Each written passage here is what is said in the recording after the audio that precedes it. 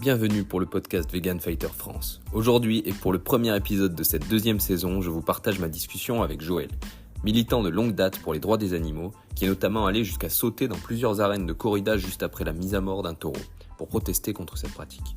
Comme d'habitude, on parle un peu de sa pratique des sports de combat et de son alimentation, mais aussi et surtout de la cause animale, de son évolution, et aussi de tolérance dans nos discours, avec une intervention improvisée de son ami Jérôme en fin d'épisode. Voilà une bonne raison de l'écouter jusqu'à la fin. Pour ce faire, n'hésitez pas à l'écouter en plusieurs fois. Personnellement, c'est comme ça que j'écoute des podcasts depuis des années, pendant mes séances de sport, mes trajets ou pendant que je fais la cuisine. Voilà, je vous laisse le découvrir et je vous souhaite un bon épisode et une bonne année au passage. Salut! Et voilà. Salut Joël. Et ça. Bon, bienvenue sur le podcast. Merci à toi pour ton invitation. Déjà, ça fait plaisir de te parler parce que ça fait quelques années qu'on ne s'est pas vu, qu'on ne s'est pas dit parler. On s'était croisés sur quelques manifestations anti-captivité, anti-corrida. On va discuter un peu de tout ça. C'est ça, des plus importantes, oui, en effet. Et c'est vrai que les chemins de la cause animale se joignent, se défont et on en arrive là après à perdre contact avec certaines personnes. Ouais. C'est ça. Écoute, c'est l'occasion de renouer un peu le contact et qu'on revienne un peu sur tout ton parcours. Alors, déjà, première question, Joël, comment t'en es arrivé à la cause animale, aux origines? Eh bien, déjà, je pense qu'il faut avoir déjà de l'amour pour les animaux. Et ensuite, c'est un peu une suite logique. C'est-à-dire qu'un jour, tu vois dans les journaux ou à la télé qu'il y a eu une manifestation anti-corrida, et donc pas loin de chez moi. Et je me dis, ah bon, il y a des gens qui militent contre la corrida, mais c'est génial, bravo à eux. Et puis ensuite, tu entends grosse manifestation prévue du côté de Marineland. C'est très bien ça, les orques, tout ça, pour les protéger. Et donc, je m'y rends et je me rends compte qu'en fait, ouais, on peut être nombreux à défendre une cause et que je ne suis pas seul au final. C'est vrai que naïvement, tu te dis, tu es seul à aimer les animaux, en fait, au point de les défendre. Et ensuite, ça va très vite. Ça va très vite parce que tu te rends compte que la maltraitance animale est vraiment partout, dans plusieurs domaines. Et tu te fais vite embrayer après par une personne, une autre, une association, une fondation. Et voilà. À savoir quand même que plus jeune, déjà, je voulais faire quelque chose. J'étais encore adolescent et même encore plus jeune. Je téléchargeais je demandais à des fondations de m'envoyer des pétitions et je faisais le tour du quartier pour leur dire, vous voulez pas signer la pétition? Alors à l'époque, c'était contre le commerce des ours à collier, la bile, tu sais, qu'ils utilisent. Et donc, c'était des manifs comme ça. Alors, c'était des tracts qui t'envoyaient pour signer des pétitions via One Voice. Donc, c'est très vieux, hein, très vieux. Oui, ça existe toujours. Mais je vais te dire, tu sais que les ours à bile, donc on peut peut-être en parler rapidement pour informer les gens, parce que personnellement, après plus de 10 ans de véganisme, j'ai découvert ça il y a quelques mois, j'en avais jamais entendu parler, tu vois. Donc, c'est là où je me dis, c'est ça, tout à fait. Mais c'est là où je me dis, en fait, mais est-ce que ça a servi de ces pétitions quand j'étais gamin, que je sonnais aux portes des gens, que les gens signaient, hop, que j'envoyais ça à One Voice? Est-ce que vraiment ça a servi, les pétitions? Et c'est un débat qui aujourd'hui est encore utilisé parce que, aujourd'hui, il y a les réseaux sociaux, il y a des pétitions qui se multiplient et lesquelles sont viables, en fait. C'est ça. Et il y en a qui le sont, forcément. Mais c'est à se poser la question. Il y a le côté pétition, qu'est-ce qu'on va faire de la pétition? Mais au-delà de ça, il y a, de la même façon que les réseaux sociaux, chaque personne à qui tu vas demander de signer cette pétition, c'est potentiellement une personne que tu informes aussi. Ouais. Donc, tu as un peu ce double impact d'information. Je pense que tu as fait pas mal de stands d'information aussi. C'est ça. Voilà, c'est un peu le but aussi. Souvent, on fait signer des pétitions lors de ces stands-là, mais le but annexe, c'est aussi d'informer les passants qui ne savent pas de quoi on parle, en fait. Alors, là aussi, avec l'expérience, j'ai pu voir que, il y a ceux qui, comme moi, quand j'étais plus jeune, apprennent qu'il y a des gens pour protéger les animaux, mais il y a aussi ceux qui se contentent de dire, ah, c'est bon, j'ai fait ma part. J'ai fait un gris-gris sur un bout de papier, j'ai fait ma part. Et c'est très limite. Mais après, oui, il faut voir de manière ça plus objective et dire qu'on a donné la possibilité aux gens de faire quelque chose et en plus de ça, de les informer. C'est quelque chose qui fonctionnait très bien quand je tractais, que ce soit pour L214 ou d'autres. Parler de l'importance du véganisme aujourd'hui donc dans la rue. Et donc le dialogue comme il est connu, du dialogue jaillit la lumière et on manque tous de dialogue les uns vers les autres. Quand on est venu aux actions militantes, est-ce que tu étais déjà dans une démarche alimentaire personnelle, végétarien ou végétalien? Et c'est ça qui est marrant, c'est que la première fois, je suis arrivé à Marineland pour manifester. Alors moi, je m'occupe de la sécurité, tu vois. Je connais pas, je maîtrise pas le sujet. Limite, j'aurais pu dire, mais ils sont bien là-bas, ils sont entretenus, ils sont protégés, tu vois. Limite, j'aurais pu avoir ce discours-là. Et à la fin, une militante dit, bon, et devenez vegan, hein, c'est important et tout ça. Vegan, moi, manger des carottes et de la salade, ça va pas ou quoi? Et, et sur la route du retour, je cogite, je réfléchis, je me dis, mais ça se tient en fait. C'est tellement contradictoire de vouloir sauver un animal et le manger derrière. Ça se tient. Alors je suis rentré, j'ai commencé à me questionner, à essayer de faire des recherches. Là, je te parle de ça, on était en 2012. Et, euh, et ensuite, ça a été radical. Ça a été radical. J'ai arrêté directement tout ce qui était matière animale. C'était une logique des choses, une évidence. Et voilà, j'ai pas eu de mal à ça. J'ai eu du mal à trouver des alternatives, mais j'ai pas eu de mal à arrêter. Oui, bien sûr. Et est-ce que tu as eu des désagréments un petit peu? Tu as eu des problèmes liés à cette alimentation au début ou plus tard? Je devais avoir comme une évidence, je devais être né pour ça, parce que c'est vrai que même avant, je ne raffolais pas forcément de tout ce qui était animaux. Là, j'ai mangé très tard de la viande. Bon, c'était caché, oui, c'est vrai que j'en mangeais comme les enfants. Mais après, tout ça, j'avais du mal. Et donc, déjà, j'aurais pu avoir des carences étant plus jeune. Mais bref, admettons, ça reste une hypothèse. Une fois que j'ai tout arrêté, que je suis passé au végétalisme, de crainte, j'ai quand même fait des suivis tous les 6 mois. Alors au début, c'est des prises de sang. On se dit, oui, comme ça, tu as un examen. Après, on apprend par la suite que c'est mieux les tests urinaires. Et je n'ai jamais eu de carence, que ce soit en B12 ou autre. Bon, alors ça, des carences qu'on peut avoir dans d'autres vitamines comme la vitamine D ou autre, ça oui, ça peut arriver, mais ça n'a pas de rapport. Voilà, ça n'a pas de rapport avec l'alimentation. Mais en ce qui concerne l'alimentation, non, j'ai jamais eu ce problème-là. Pendant un moment même, je ne me complémentais pas en B12 parce que je refusais. Je me dis non, pour moi, c'est logique. On peut trouver tout ça dans le végétalisme. Non, j'en ai pas besoin. Et après, voilà, toujours pareil, avec l'expérience, tu te rends compte que ça a une importance sur la réflexion, hein, sur l'aspect cérébral, que ça ne se rattrape pas comme ça. Si après tu as des carences, tu ne remontes pas le taux facilement et parfois ça ne peut pas le faire. Et puis j'ai rencontré des personnes qui étaient déjà en carence de vitamine B12 alors même qu'ils mangeaient de la viande. Donc tu te dis, bon allez, on fait les choses bien et voilà. Mais non, j'ai jamais eu de soucis là-dessus. Ouais, c'est ça, c'est de la prévention à un moment donné. Je pense qu'on l'a tous fait. On en avait parlé avec plusieurs autres invités aussi, que se supplémenter en vitamine B12 ou en d'autres vitamines ou pas.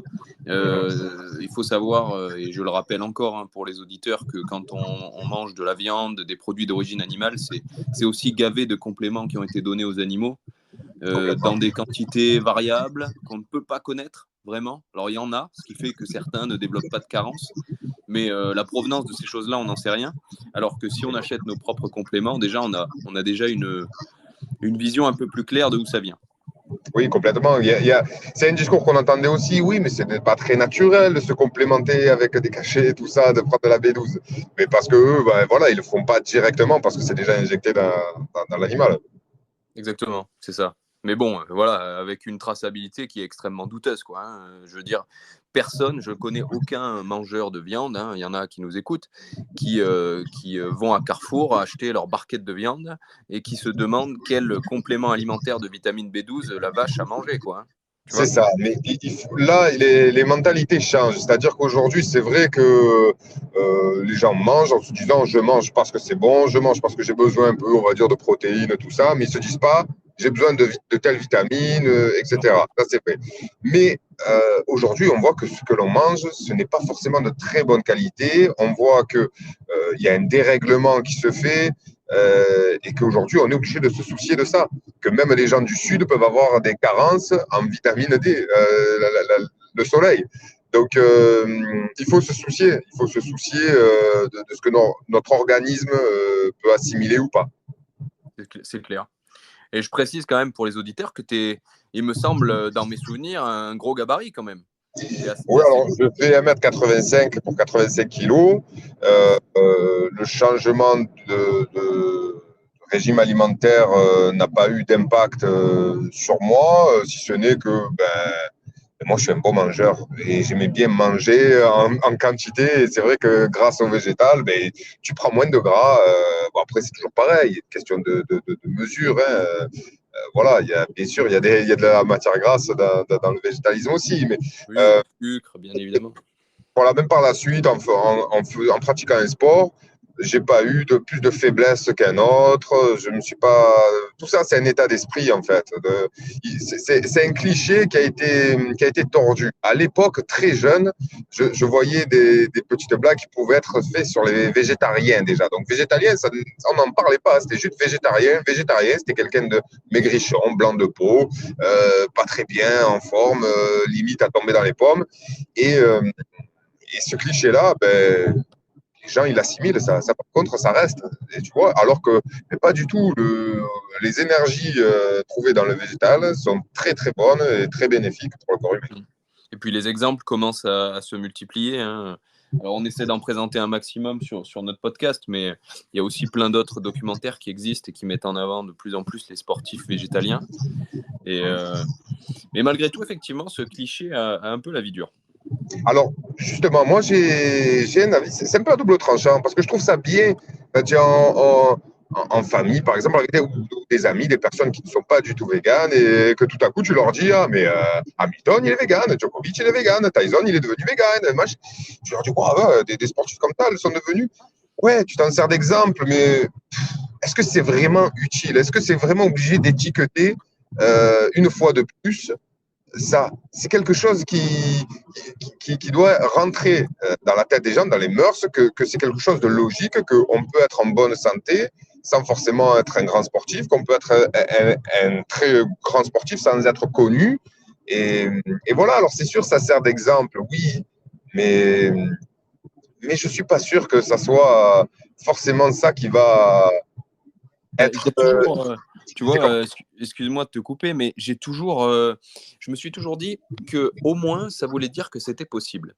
C'est-à-dire que je pense aussi que c'est peut-être un peu malhonnête de dire Mike Tyson est vegan comme s'il avait fait sa carrière grâce au fait qu'il était vegan, alors qu'il l'est devenu après sa carrière et qu'en plus il l'est plus dans son cas particulier. C'est pas le cas des autres. Hein. Hamilton, Djokovic, ils mettent encore ça en avant. Mais est-ce que leur réussite est liée à leur régime alimentaire? Ce serait malhonnête de l'affirmer. En tout cas, on n'a pas les éléments pour le savoir. Non, à contrario.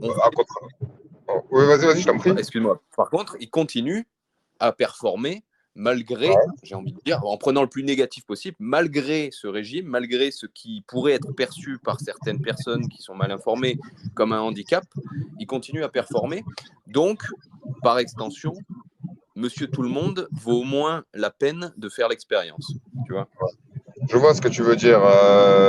En fait, c'est une question de vision des choses. C'est vrai que, alors il y en a certains, ils vont le faire en utilisant ce prétexte-là. Regardez, voilà, je suis un régime végétalien et je suis en forme et j'augmente mes records, mes chiffres, voilà, ça oui. Et puis tu as ceux qui vont, comme les acteurs, qui vont l'utiliser pour justement essayer de changer les choses. Joaquin Phoenix, en l'occurrence, ou d'autres personnes. Mais ça doit devenir quelque chose de naturel, en fait. C'est bien que ça soit un exemple, c'est bien, mais c'est pas ça qui va dire aux gens, ah oui, en effet, telle star le fait. Bon, ok, alors c'est faisable, je vais peut-être le devenir aussi. Non, Ça leur apporte juste une information, j'ai l'impression, et rien de plus. C'est pas parce que toi et moi, on n'est pas connus, qu'on n'est pas une preuve que c'est faisable. Ah bah oui. C'est aussi pour ça que j'ai pris le parti d'inviter notamment des combattants amateurs, voire des gens qui ne sont pas spécialement combattants sur le podcast pour parler de leur parcours et aussi des effets. C'est pour ça que je te pose aussi des questions sur les effets de ce régime, si on peut appeler ça un régime, de ce mode de vie plutôt, sur ta santé. Parce que c'est important que les gens ils fassent le parallèle avec eux-mêmes, parce que tout le monde n'est pas champion du monde de boxe thaï dans les auditeurs du podcast, quoi, tu vois. Et effectivement, comme tu disais, performance, c'est pas toujours égal à santé. Ça, je le rappelle aussi, les plus grands sportifs mondiaux, il y en a beaucoup qui sont dopés aussi. C'est pas toujours synonyme de santé.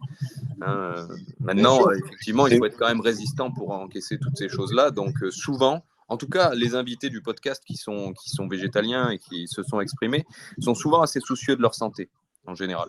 Ouais. Alors, c'est une question aussi d'hygiène de vie et de mentalité. Voilà, j'ai fait du foot, j'ai fait des sports de combat. Et c'est vrai qu'à un moment donné, quand à la fin, il te dit, bon, on va se faire un barbecue, tout ça. Ah ouais, mais moi, je reste pas parce que je suis végétalien et je mange pas de souffrance animale. Tu vois, t'en profites pour en piquer une petite. Et du coup, ils te disent, ah bon, ah ouais, d'accord. Mais ils vont pas je n'ai pas eu de réaction du genre, ah bon, t'es végétalien et t'arrives à faire ce que tu fais là?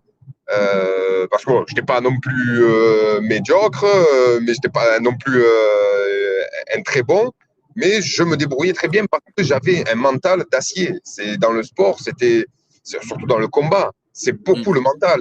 Tu te bats contre toi-même, tu te bats contre ton mental avant de te battre contre celui qui est en face de toi. Et pour le foot, c'est pareil. Ça appelle à vouloir se surpasser.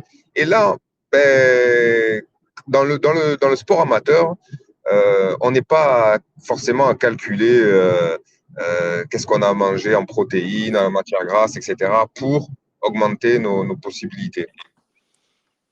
Certains le font, mais plus par passion que par pure performance. Voilà, bien sûr, bien sûr. Ça joue beaucoup plus au mental quand tu montes sur un ring amateur. Alors bien sûr, il y a les effets de poids, un petit peu, où on fait un peu attention. Mais bon, je vais te dire, mes premiers cuttings, je comptais pas mes calories avec une application. J'ai arrêté de bouffer pendant une semaine. Voilà. Qui n'était pas très efficace d'ailleurs. Mais bon, on a tous fait ce genre de truc. C'est ça. C'est vrai que j'ai des exemples en tête où j'ai un ami qu'on a sûrement en commun qui boxe et qui est obligé, lui, de regarder ça parce qu'il le fait en compétition. Et donc, tu es obligé, dans ces cas-là, d'être minutieux, de calculer ton poids, de calculer ce que tu manges, même le nombre d'heures de sommeil. C'est sûr, ça dépend le niveau. Mais bon, si tu en fais pour ton simple plaisir et ta propre évolution à toi-même sans forcément aller en compétition, alors, c'est pas quelque chose que tu dois prêter attention. Il y a un truc qui est quand même, surtout en amateur, parce que les professionnels à haut niveau, on parle de MMA par exemple, à l'UFC, ils peuvent pas se permettre de pas faire de cut assez violent, c'est pas possible. Enfin, c'est très compliqué.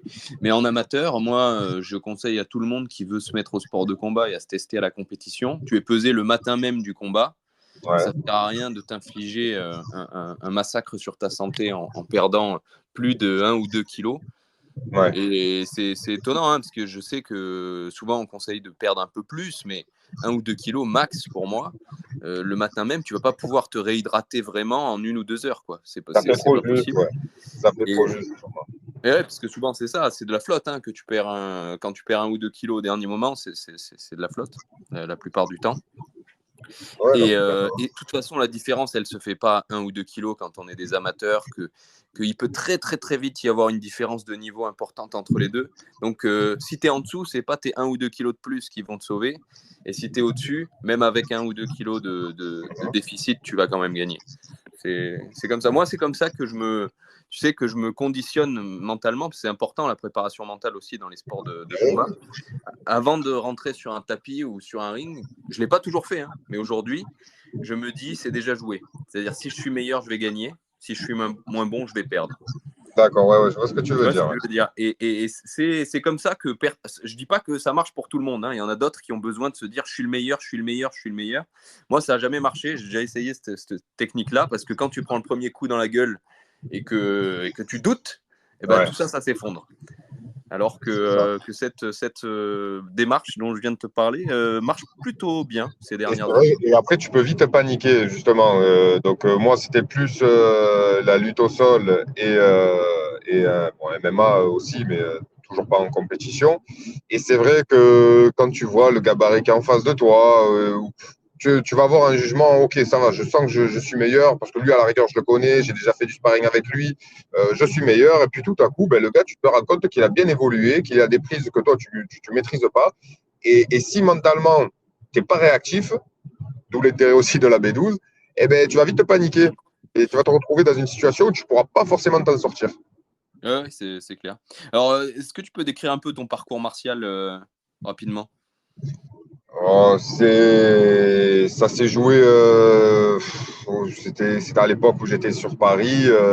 Un ami qui pratiquait justement ce sport de combat, donc MMA et lutte à livrer, donc la lutte brésilienne. Et j'avais un regard un peu confus là-dessus. Je me suis dit, wow, beaucoup de gars qui veulent montrer les biscottos, qui veulent toujours la concurrence de l'homme envers son prochain, je suis plus fort, etc. Il m'a dit, bah, écoute, viens avec moi et puis après on jugera. Il m'a fallu un entraînement, un seul, pour comprendre qu'en fait, je me trompais totalement, bien que je n'étais pas sûr hein, de mon avis.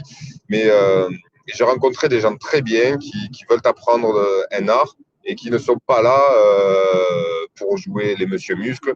Tu vas tomber sur un gars comme ça, mais en général, il y a toujours quelqu'un qui va le remettre en place, lui. Mais c'est un très bon état d'esprit. Et donc, j'ai commencé à découvrir la lutte à livrer. Et le combat au sol, j'ai trouvé ça, donc c'était en 2017, c'était vraiment la bonne relation, faire le lien avec la vie. C'est-à-dire que tu vas te retrouver parfois acculé au sol, tu ne sais pas comment t'en sortir et tu dois réfléchir. Il y a une solution, il y a une possibilité de renverser ton adversaire et de repousser la soumission et voir la retourner contre ton adversaire. Mm. Et donc, ça j'ai trouvé ça mais fabuleux. J'ai dit, mais c'est totalement ça dont j'ai besoin. Et en même temps, c'est vrai que j'avais une colère intérieure qu'il fallait extérioriser, mais de la bonne façon. Et voilà. Donc ensuite, bon, après la lutte à livrer, tu tentes le MMA, d'abord le combat debout, puis ensuite, si ça finit au sol, ok. Et c'était un bon complément des deux. Et puis après, bon, ben voilà, c'était toujours pareil, en sparring. Hein, et T'as après, moins apprécié la partie percussion que la partie préhension? ah non, non, les deux franchement, ouais, ah ouais, c'est vrai que je préférais le combat au sol pour certaines raisons, comme je disais juste avant, mais c'était un bon complément aussi, l'avant. Quand on commence debout et ensuite savoir si on va réussir à mettre son adversaire au sol ou pas. Parce moi, je ne m'attendais pas à mettre quelqu'un KO, vu qu'on faisait du sparring, en étant debout. Ce n'était pas le but. Donc, il fallait que je puisse soumettre mon adversaire en le mettant au sol. Eh oui. Et donc, c'était un bon complément des deux. J'ai apprécié ça. Après, j'ai quitté la région, je suis allé dans l'Est et là, j'ai rejoint une association qui pratiquait ça aussi. Donc là, c'était boxe anglaise et un peu de lutte au sol aussi. Et c'était complémentaire. C'était complémentaire aussi de ce que j'avais appris. J'apprenais encore des choses nouvelles. C'était encore une évolution. Et, euh, et c'est un plaisir. C'est un plaisir. Après, bon, ben voilà, encore un déménagement. Donc, l'association, ça s'est terminé. J'avais repris le football aussi en même temps. Et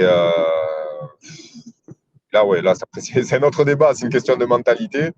Mais tu as l'impression que ouais, la mentalité dans l'art martial est complètement bafouée comparé à ce qu'on entend maintenant. Bien que les évolutions d'esprit changent, on se rend compte quand même que l'art martial mérite d'être mis en avant, la lumière dessus, quoi. Sur ceux qui savent l'enseigner, on rencontre des personnes fabuleuses.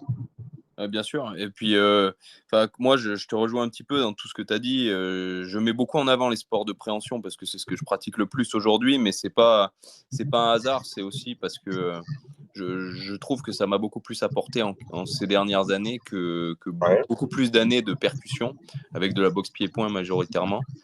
Il y a vraiment, comme tu dis, ce parallèle avec la vie, ce côté je suis en train de me faire écraser, je suis en dessous et puis je vais renverser, comme tu disais, ou soumettre ton adversaire. C'est tout mon jeu, les quelques vidéos que j'ai pu mettre sur les réseaux, je ne sais pas si tu les as vues, je soumets quasiment toujours d'en dessous, moi. J'adore le travail d'en dessous, j'adore ce côté où tu as ton adversaire qui a ce sentiment de dominer et paf, tu lui tends un bras, quoi. Ou tu l'étrangles. J'adore ça, moi. Je trouve que c'est le côté retournement de situation. Ouais. Ah ouais, non, mais c'est vrai, on a toujours après, avec l'évolution, plus on avance, l'expérience, je veux dire, on a un truc préféré, bien sûr. Moi, je manque de pratique. Je n'ai pas eu le temps. C'est vrai qu'il y a eu le travail. En même temps, je joignais la boxe et le foot. Et après, il a fallu choisir. Et ensuite, j'ai quitté les deux pour basculer vers l'arbitrage au football. D'accord. Mais ouais, je suis d'accord avec toi. C'est vrai on adapte notre technique, on tend des pièges et ça, c'est quelque chose. C'est comme un jeu d'échecs. Ouais. Et comme tu dis, c'est aussi comme un jeu, même si ça reste un combat, attention, on est entre deux gars ou deux filles qui se battent quand même, hein. Je veux dire, il y a un côté domination de l'autre, comme tu disais. Mais je trouve que en termes de bienveillance envers son adversaire, c'est quand même plus agréable, je trouve, le grappling, le jiu-jitsu brésilien, ou la lutte à livrer, que la boxe. Parce que, tu sais, tu peux pas faire un sparring de boxe sans cogner dur, sans risquer un petit peu l'intégrité physique de ton adversaire. C'est ça. Ou alors c'est pas représentatif d'un combat. Alors que le grappling, la lutte à livrer, tu peux quand même te rapprocher assez proche, pour avoir fait pas mal de compétitions ces 2 dernières années, tu es assez proche de l'intensité de la compétition à l'entraînement, ce qui n'est pas du tout le cas dans la boxe. Du coup, il y a un côté extrêmement anxiogène à monter sur un ring de boxe pour un vrai combat, parce que tu sais que ça va être beaucoup plus intense, beaucoup plus dangereux qu'à l'entraînement. Quand bien même les entraînements sont durs, hein, pour ceux qui écoutent, qui font de la boxe, qui font du sparring, qui n'ont jamais fait de combat en compétition, testez juste pour voir si vous voulez, hein, c'est peut-être pas votre truc, mais on rentre dans une autre sphère que j'ai appréciée à une époque, hein, mais aujourd'hui j'y retournerai plus. Alors que dans l'appréhension, tu n'as pas ça. Il y a beaucoup plus pas de respect, je dirais, parce que tu te respectes toujours dans les sports de combat, en tout cas amateur. Hein, Tu fais bien de lancer ce message parce que sur ceux qui vont écouter ça, il y a certains qui connaissent déjà le sport de combat, donc ils ont passé ce cap, c'est bon, mais c'est vrai qu'il faut penser à ceux qui, comme moi, il y a quelques années, les jugements du sport de combat et peut-être qui n'osent pas parce que faire mal, on se dit, c'est pas bien, c'est quelque chose de mal, le frapper, voilà. Et au final, on apprend qu'on peut le faire avec respect et contrairement, on ne peut pas tuer avec un respect. Mais c'est quelque chose qu'il faut découvrir. Ça mérite vraiment de découvrir ça, le sport de combat. Quand on est gamin, c'est dans notre instinct de jouer à la bagarre. Ça, c'est dans l'instinct. Et plus tard, on découvre ça. Et après, oui, quand on fait du sparring, c'est vrai qu'à bout d'un moment, pour faire évoluer quelqu'un, tu es obligé d'aller un peu plus fort. Pas dans l'esprit de vouloir le blesser, lui faire mal, mais pour qu'il évolue. Et ça, c'est pareil dans beaucoup de sports. Si tu t'entraînes avec des personnes inférieures, tu as du mal à évoluer. Si tu apprends avec des personnes qui ont un niveau supérieur, là, tu vas évoluer, là, tu vas apprendre et tu fais travailler ton gars que tu as en face. Donc, tu fais bien de dire ça. Il faut que les gens testent. Bon, après, ça évolue. Hein, on en entend parler partout maintenant que des salles s'ouvrent. Voilà. J'espère juste que c'est des personnes qui ont de bonnes mentalités. Et, voilà, parce que j'ai déjà rencontré des personnes qui font ça en suivant juste des vidéos sur YouTube, quoi. Ils t'ouvrent des salles alors qu'ils n'ont pas forcément énormément d'expérience. C'est pour ça que, même s'il y en a qui prônent la non-compétition, comme quoi c'est pas forcément sain d'aller en compétition parce que tu donnes peut-être un peu trop d'importance à quelque chose de futile par rapport à d'autres causes qui peut-être mériteraient que tu y accordes plus de temps. Moi, je trouve que c'est une bonne chose, la compétition, notamment pour garder le sport à un niveau de respect correct, tu vois, parce que y a pas, la compétition, ça ment pas. Tu vois, souvent, Ouais. les meilleurs clubs, c'est quand même des clubs où il y a de la discipline, où il y a du respect.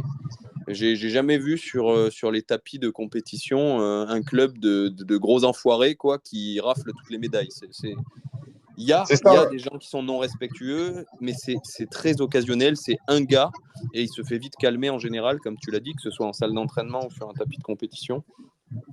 Et l'organisation trie en général les fauteurs de troubles, quoi, tu vois. Mais il y a aussi une chose importante, c'est que quand tu te retrouves dans cette salle avec ces gars-là, donc quand je dis ces gars, c'est pas que les hommes, hein, dans toutes les salles où je suis allé, à chaque fois il y a eu à chaque fois un petit pourcentage féminin et je trouvais ça super bien. Et même il y avait du sparring homme-femme et je trouvais ça génial. C'était toujours dans le respect. Mais ce qu'il y a de bien, c'est que tu peux avoir des personnes qui vont avoir des avis euh, très différents des tiens. Alors, il y en a un qui va aimer l'OM, l'autre PSG, l'autre qui va être un chasseur, ou pas, peu importe. Mais tout ça, c'est mis de côté, c'est dans les vestiaires. Du moment qu'on est sur ce tatami, ben, on travaille. Un gros travail mental. Il y en a certains qui ont fait une préparation physique, qui consacrent énormément d'heures par semaine. Et à ce moment-là, on est tous frères et sœurs, quelle que soit la religion, tout la le monde couleur se de peau. respecte, c'est clair. C'est clair. Ouais. Ok. Tu parlais de quand on était enfant, tu sais qu'on a tous besoin de se bagarrer un petit peu, on a ce besoin-là. J'aimerais bien faire le parallèle. Tu as fait beaucoup d'actions anti-corrida, tu as sauté dans les arènes un petit peu, Ouais. qui sont des lieux où, il faut le dire quand même, des humains aujourd'hui se réjouissent de voir de la souffrance. On répond, je pense, à un appel, un besoin de violence. Je ne sais pas trop comment tu l'analyses, toi, hein, mais Quand on se retrouvait après cette action, on arrivait à échanger. Et qu'est-ce qui ressortait toujours? Ben, c'est un côté machiste, un côté cruel. C'est-à-dire que, je te donne un exemple, à un moment donné, le taureau ne combattait pas très bien, selon eux. Et ben, tu entendais des phrases, ben, fais-le souffrir, il est nul ce taureau, il est bidon, fais-le souffrir, hache-le, tu vois.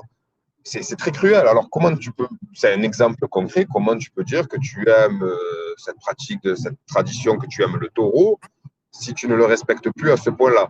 Donc, bon, c'était peut-être un cas isolé, hein, mais oui, et j'ai un autre exemple où je connais quelqu'un qui travaille avec, malheureusement, qui est pro-corrida et qui, il y a pas longtemps, il disait bon, ben, ça y est, mon fils, là, il a 12-13 ans, là, c'est bon, il va falloir qu'il porte ses machins, hein, pour rester poli, et qu'il aille tuer son beau, là, c'est bon, il faut avancer.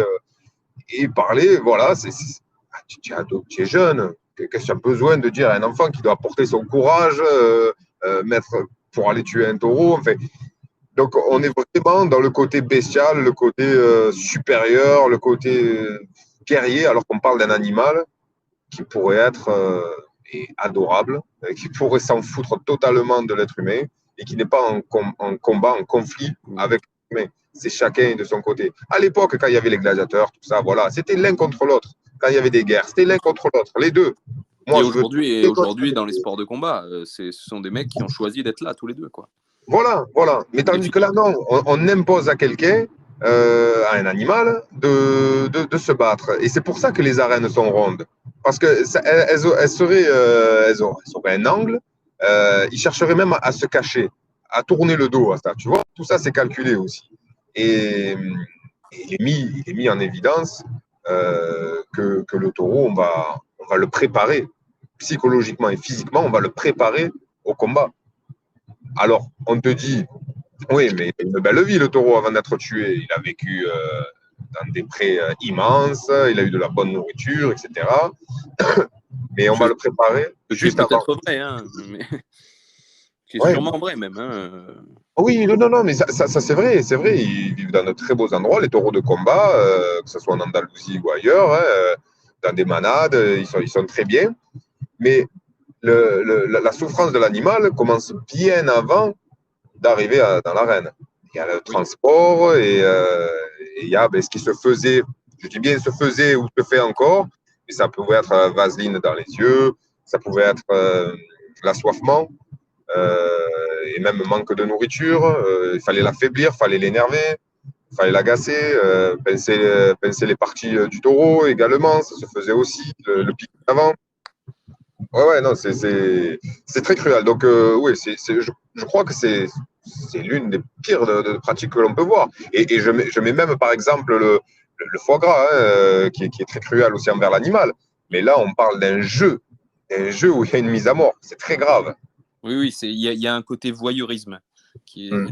Le foie gras, il y a un côté où les gens oublient d'où ça vient, même si tu peux leur rappeler, au moment où ils le mangent, ils ne pensent pas au canard. Alors que la corrida, ils savent ce qu'ils vont voir, hein, ils payent pour voir ça en fait. C'est ça, et tu vois la mentalité, donc quand tu es dans les tribunes, des gens qui vraiment sont assoiffés de ça, de la mise à mort, ils attendent ça, hein, vraiment la mise à mort. En fait, on va dire la mise à mort, c'est un peu plus que la cerise sur le gâteau, mais ils veulent voir d'abord le torero, danser avec le taureau, et pour utiliser leur terme.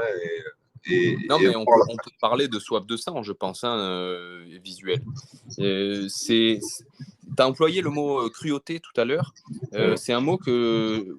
Alors, j'ai fait beaucoup moins d'actions que toi sur le sujet, mais c'est un mot que tu n'entends pas beaucoup dans leur bouche, tu vois, le mot cruauté. Ils peuvent parler de violence, mais pas de cruauté.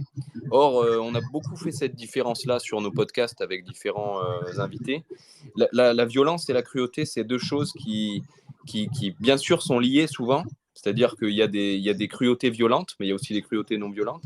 Bien sûr, juste pour, je te coupe un instant juste pour faire le parallèle. La chasse et la corrida. Voilà, tu as le chasseur, on va dire le bon chasseur entre guillemets, qui va tuer, mais qui va tuer le plus rapidement possible, qu'il n'y ait pas de souffrance. Voilà.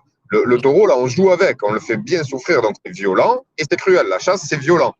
C'est cruel quand, bien sûr, oui, ben, l'animal n'est pas tué rapidement et qui souffre, qu'il est dans l'agonie avant de mourir. Voilà, là, oui, on peut parler de violence et cruauté dans la corrida. Ouais, c'est ça. Et puis, il y a quelques arguments qui ont été donnés parfois sur le fait que nous, justement, on parle de sport de combat beaucoup sur ce podcast, sur notre page, comme quoi c'est violent aussi. Mais ça n'a rien à voir. Deux hommes ou deux femmes qui montent sur un ring ou dans une cage, qui sont payés pour, souvent en plus, ou pas, mais qui dans tous les cas ont choisi, se sont préparés et ne vont pas mourir. En fait, il faut même voir plus loin. Ça fait partie de nos gènes. Comme je disais tout à l'heure, quand on est gamin, c'est ce qu'on apprend. On apprend le combat. Les lionceaux aussi apprennent le combat. Beaucoup d'animaux, quand ils sont gamins, quand ils sont petits, ils sont jeunes, ils jouent en faisant la bagarre. C'est un jeu, ça, la bagarre. Mais pour garder ce côté de l'instinct, ce côté amusant de faire la bagarre, c'est difficile parce que ça peut être très violent et cruel et sadique de faire la bagarre. Donc, il faut tourner ça en forme de toi, tu aimes ça, moi, j'aime ça, faisons-le, mais sans forcément vouloir blesser la personne, vouloir la tuer, vouloir lui faire du mal. Non, mettons notre savoir-faire, ce qu'on a dans nos gènes, en pratique. Avec cette notion de consentement. Et bien sûr, voilà, tout à fait, le consentement et se dire qu'on va évoluer aussi dans ça, parce que la boxe, c'est violent. Mais oui, mais c'est violent. Mais tu regardes le football aussi, c'est très violent. Alors oui, il y a ceux qui simulent, mais moi qui ai fait du football, je peux te dire qu'il y a des coups qui sont très violents. Dans le rugby, les masses en présence sont énormes, bien sûr. Bien sûr. Il y a de la vitesse, c'est forcément. Mais comment ne pas ça n'est pas cruel. Tu disais ? C'est effectivement violent, hein, on ne peut pas le nier, mais ça n'est pas cruel. Non, voilà, ce n'est pas de la cruauté. Ce n'est pas de la cruauté. C'est pas même dans le combat de rue. C'est très dur de voir de la cruauté. Il y a de l'animosité, comme on peut dire, parce qu'il y a de la violence. Et tout ça, on le voit bien que c'est un jeu. On le voit bien chez les stars qui aiment bien faire du trash talking, justement, pour faire monter ça. Oui, bien sûr. Mais après, du combat de rue organisé, où tu parles des bagarres dans les bars. Voilà. Oui, là c'est sûr. Là, on n'est plus dans le jeu. On est dans la haine, le règlement de compte. C'est totalement différent, bien sûr. Non, je parlais du combat de rue, comme par exemple, on peut voir sur Ibra TV. Oui, ou les King of the Street. Ça va, j'en ai vu quelques-unes. Ça reste quand même dans le respect, quoi. Il y a des règles.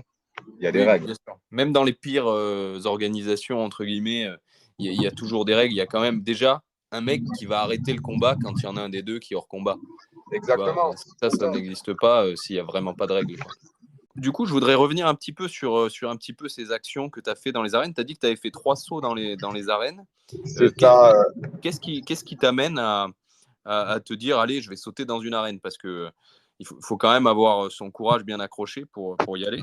Alors en fait, la corrida, donc c'est quelque chose, étant dans le sud, je me sens concerné, et, euh, et donc il fallait trouver le moyen d'agir. Donc on a commencé par des manifestations, à tracter, à en parler, à faire du mieux qu'on pouvait, même penser à du sabotage, je le dis clairement, parce que je me suis déjà fait arrêter avec dans l'esprit de saboter une arène, que j'ai reconnu, voilà.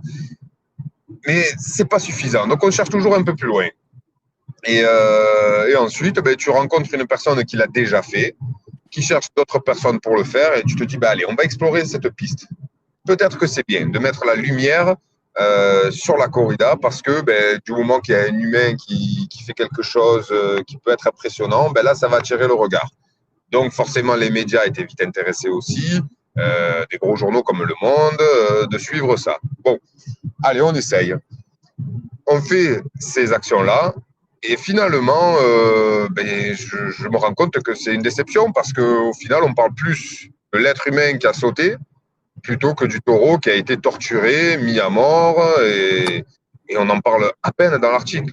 Ouais, d'ailleurs, il y en a plusieurs des articles. Hein. Les auditeurs peuvent taper ton nom, hein, Joël Cessio, sur Google. Il y a plein d'articles sur les sauts que tu as fait dans les arènes. Et c'est vrai que tu as 1 page et demie où ça parle du fait que tu es sauté dans l'arène, de combien d'amendes tu vas payer. Et puis après, on parle un peu de pourquoi tu le fais, quoi. C'est ça, voilà. Alors forcément, ils demandent, mais pourquoi? Pourquoi faire ça? Quel est le but? Alors il y a eu même des critiques. Ouais, mais il faut sauter quand il est vivant, le taureau. Mais et le but, c'est pas de me battre avec le taureau. Forcément, le taureau, il va pas comprendre que je suis son ami. On est d'accord. Bien sûr. Donc, et ça a déjà été fait qu'une personne saute alors que le taureau est encore en vie. Résultat, la personne se fait voltiger par le taureau, et c'est un torero qui vient le sauver, ce gars. Donc, c'est pas ce que je voulais. Moi, je préfère mourir par le taureau que me faire sauver par un torero. Mais l'idée, c'était de montrer, de faire passer un message. Donc, sur notre corps, on avait marqué un message, on avait des banderoles pour attirer l'attention. C'est une pratique qui doit se terminer. Alors, on attire les politiques dès qu'on met un prénom. Bon, à l'époque, c'était Macron, donc voilà. Mais ça n'a pas été suffisant. Le message ne passait pas bien, parce que voilà, ça reste une tradition, c'est normal, c'est pas quelque chose qui est interdit. Donc, quand on manifestait, c'est nous qui nous faisions gazer. Pourquoi? Parce que c'est autorisé de faire des corridas. Demain, c'est plus autorisé de faire des corridas, et nous, on va manifester. C'est les autres qui se feront gazer. Mais malheureusement, c'est autorisé. Donc, à partir de là, nous étions grillés. On pouvait passer le plus beau des messages, le plus percutant, ça ne passait pas. Ça ne passait pas. Dire que la corrida est une torture, écrit sur son dos, c'est bon, les gens, ils le savent. Mais peut-être un appel aux politiciens pour réagir. Allez, éventuellement, ça va donner envie à d'autres députés, d'autres politiciens de remettre ce sujet sur la table. Et ça a fonctionné un petit peu quand même. On a vu que certains politiciens, comme Émeric Caron, ont essayé de mettre ça sur la table. Ça a fait parler. Ça a fait parler quand même pour parler de cette loi, si vraiment c'est judicieux, si vraiment c'est faisable d'en arrêter avec la corrida. Bon, c'était une forme d'action. C'était une forme d'action. De la même manière que les manifestations, on savait très bien qu'on n'allait pas arrêter une corrida, mais on savait que ça allait coûter de l'argent. Faire venir 6 taureaux pour une corrida, ça représente 30-50 000 euros. Et nous, on va venir nombreux. Il va falloir énormément de forces de l'ordre, et ça va coûter encore de l'argent. Et au bout d'un moment, il y a des petites villes qui organisent des corridas qui, eux, ne pourront plus payer. Et c'est un peu ce qui s'est passé. On y est arrivé à ça, à certaines villes qui arrêtent pour le désordre, pour pas avoir le désordre dans la ville, pour que ça coûte moins cher, etc. C'est toujours insuffisant, mais c'est qu'une goutte d'eau pour arrêter le feu. Bien sûr, mais maintenant, il y a quand même des avancées. Comme tu dis, il y a pas mal de villes qui ont peu à peu banni les corridas, en tout cas qui ne les organisent plus. Soit qui les ont interdits, soit qui, tout simplement, sans les interdire, ne les organisent plus. C'est ça. C'est quand même une réussite. Qu'est-ce qui fait que tu t'en as fait 3? Qu'est-ce qui fait que tu t'arrêtes? Tu te dis finalement, il y a d'autres choses à faire? Comment ça se passe? Non, en fait, c'est qu'une fois que, bon, on en avait fait 2 en Espagne et une en France. Enfin, on en a fait 2 en France. Pour moi, celle-là, je n'y étais pas. Mais tu te dis, bon, voilà, tu l'as fait. Voilà, l'action est faite. Donc, tu vas pas faire toutes les arènes de France, du Sud, toutes les arènes en Espagne ou au Portugal. Tu vas pas te mettre à faire ça. Le message sera toujours le même. Faut dire quand même, on paye un billet pour y aller. Donc, on donne de l'argent, même si c'est 2, 3, 4 billets, on donne quand même de l'argent à Oui, bien sûr. Voilà. Donc, une fois que le message est fait, bon, il faut changer. Si maintenant, voilà, les gens, les politiciens, les journalistes, la vie du peuple ne suffit pas, en voyant cette action, ne suffit pas de prendre part ou non. Il faut arrêter, faut trouver autre chose, tout simplement. Une fois que ça a été fait, il faut trouver autre chose. Et ça n'a pas eu l'impact qu'on voulait avoir. Ça a eu un effet, oui, parce qu'on en a parlé, comme je disais, au point de poser la question s'il fallait interdire ou pas la corrida, mais ça n'a, je veux dire, voilà, l'été arrive, là, quand il va arriver, ben, il y aura encore des corridas, etc. Et ce n'est pas les quelques sauts qu'on a fait qui ont changé quelque chose. Oui, alors il y a, quand on l'a fait, l'année suivante, il y a eu un peu plus de force de l'ordre autour de l'arène. Bon, ça c'est sûr. Voilà. Mais ça, il faut changer, il faut toujours se renouveler. Aujourd'hui, je pense que ça serait bien de s'attaquer aux écoles. Alors, quand je dis attaquer, attention, c'est pas de faire exploser les écoles. Mais les écoles taurines, là aussi, ce serait bien de mettre le doigt, montrer du doigt là aussi que les jeunes, à des enfants, on leur apprend ça. On leur apprend à planter un mannequin, puis ensuite un veau, puis ensuite un taureau. Et donc, on les conditionne, quoi. Oui, complètement. Donc voilà, après, il faut changer, de méthode. Et c'est pareil pour tout. Hein. La méthode, la basique que l'on connaît quand on veut combattre une cause, c'est la manifestation. Voilà, donc en pétition, manifestation, c'est ce que l'on fait. Que ce soit l'anti-captivité, que ce soit l'expérimentation animale, la corrida, les cirques, c'est ce que l'on fait, les manifestations. Tu fais toujours des manifestations? Non. Aujourd'hui, je ne fais plus de manifestations. Alors, ça va être un autre débat parce que j'ai été déçu de pas mal de personnes de la cause animale, y compris des associations. Et je ne me suis plus retrouvé dedans, en fait. Donc, ça fait que je m'en suis écarté. Bon, si je suis encore là de ce monde, c'est que peut-être il y a quelque chose à faire et quelque chose se représentera. Mais par la suite, j'ai préféré faire des choses off, on va dire, et qui étaient, on va dire, c'est concret. Il n'y a pas de caméra, il n'y a pas de lumière mise dessus, mais il y a des vies de sauvées. Et ça, c'était intéressant. Ah, c'est tout à ton honneur. Je pense que c'est un peu dans la démarche de beaucoup de militants ou d'anciens militants. Il y a des choses, tu peux pas les faire toute ta vie, même à titre personnel. Quand même, tu prends beaucoup sur toi dans ces manifestations. Enfin, je sais que à l'époque, on était un peu en même temps, tu vois. J'ai fait pas mal de manifestations où tu étais là. À un moment donné, je crois que la dernière que j'ai faite, c'était à Istres, pour une corrida à Istres. Et tu étais là aussi, il me semble. J'étais avec mon frère, à qui je fais un coucou aussi, qui nous écoute. Et on avait vu le camion avec les taureaux passer, tu sais, la bétaillère avec les trous dedans, on voyait les têtes des taureaux dedans, quoi. Et c'est à ce moment-là que je me suis dit, en fait, je peux plus. Parce que, comme tu l'as dit tout à l'heure, tu fais ta manifestation, ou même toi qui as sauté dans l'arène, les taureaux du jour, ils vont mourir. Tu vas pas les sauver. Tu vas pas sauter avant dans l'arène, ou nous on va pas, même si on l'emmerde la bétaillère, on va pas la bloquer en fait. Ils vont les tuer. Et à ce moment-là, je me suis dit putain, il faut quand même, tu vois, tu accumules un petit peu, j'allais dire de la négativité, c'est pas le mot, mais tu fais l'éponge un petit peu avec cette souffrance pendant des années, et c'est important, je pense, de se renouveler dans d'autres trucs pour avoir un coup de frais et se sentir utile d'une autre façon, quoi. Oui, alors c'est pareil quand nous on est dans les tribunes et qu'on s'apprête à sauter, voilà, le but c'est de faire passer un message. Donc si le message c'est se faire voler par un taureau, non, c'est pas bon. Mais par contre, voilà, une fois qu'il est mort, l'acte est fait. Donc voilà, qu'est-ce qu'on dénonce? la maltraitance et la mise à mort d'un être vivant doué de sensibilité. Donc, c'est là aussi le but de sauter quand il y a la mise à mort. Mais c'est très dur. De la même manière que quand tu manifestes, tu es juste à côté. Tu es juste à côté. Ils vont leur faire du mal, ils vont leur faire souffrir. Et toi, tu es là à crier, que ce soit dans un mégaphone, siffler, faire du bruit pour les déranger. Mais à côté de ça, c'est cruel aussi pour nous, qui sommes là impuissants. Donc, pareil, manifestation, ça permet de venir les déranger, le minimum que l'on puisse faire. Ça permet aussi d'extérioriser ce mal que l'on ressent. Mais après, oui, il y a le côté off où quand on a l'occasion de faire des choses, il faut les faire. Il faut les faire et puis c'est tout. Il y a certaines personnes qui continuent à agir derrière les rideaux et je trouve ça très bien. Il y a une histoire de passer le relais.